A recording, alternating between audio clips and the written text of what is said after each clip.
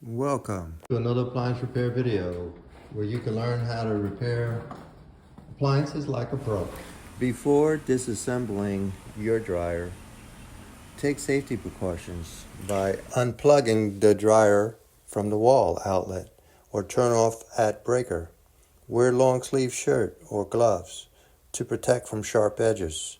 Today we're working on a GE dryer. The belt broke. The customer disassembled. I will be replacing the belt and reassembling. The model number for this dryer is Zebra Bravo Sam Romeo 453 Echo 32 Whiskey. If your GE dryer is making a loud, eerie noise, the drum bearings would most likely be the culprit. In order to replace them, you would remove 3 screws on it and you take it apart from the inside. The bearing kit comes with these 4 screws, and this part that receives the drum bearing is behind the heater. You would have to replace. This dryer does not come with rollers. The idler pulley, make sure that it spins good. I would not be replacing the drum bearing, just the belt. Okay, we're going to be installing this belt.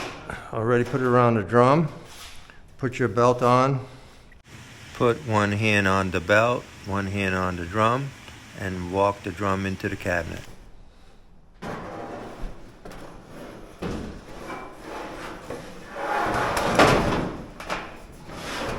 Be careful because that panel is just leaning up and the wires are still hooked up. You can unhook it if you like or just lean it up against there.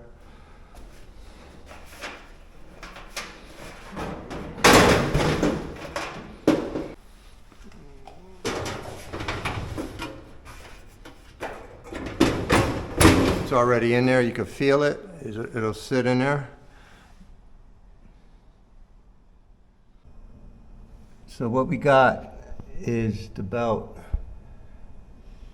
going on the motor pulley first, then you grab the idler pulley, which is the white wheel, move it to the right, and the belt that comes off of the right side of the motor pulley then goes up over the idler pulley. Hope that helps.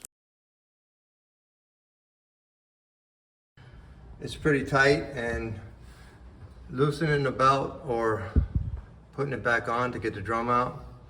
So what you can do is remove these top screws if you need to, and that'll loosen things up so that the whole panel can move outward a little bit and give you some room to get your arms under it. We got the belt on and we're reinstalling the front panel.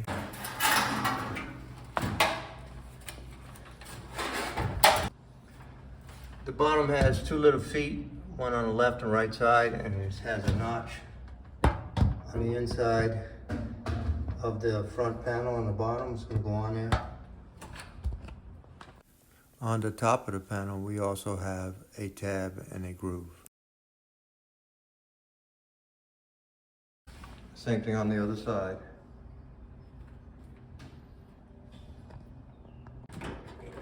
Once you get one side on, put your screw in there.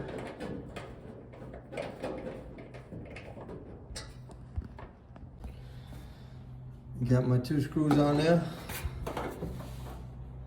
Now I'm going to put the top panel on.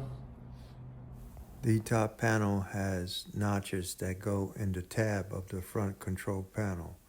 Put it up on a 45-degree angle. Put it in the tabs, and then on the way down it has to go underneath the frame of the front control panel as well. By taking out the 4 screws of the control panel makes this process possible. If not, take the control panel off totally and put it on last.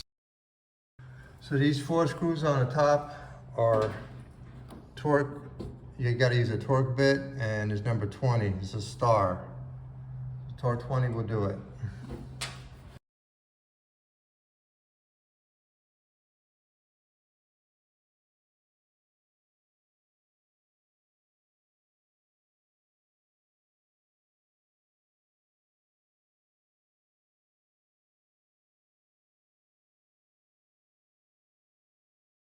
Okay, and then the last two screws are Phillips screws. They're very long. And they go underneath. So when you take it apart, start right there. It goes into the top panel.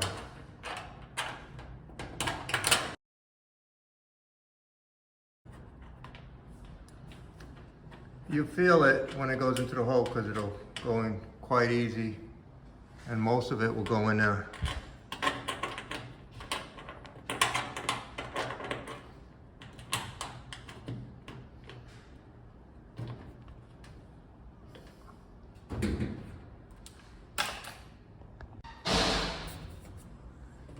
Got the top screws in the panel, front panel, and the top panel.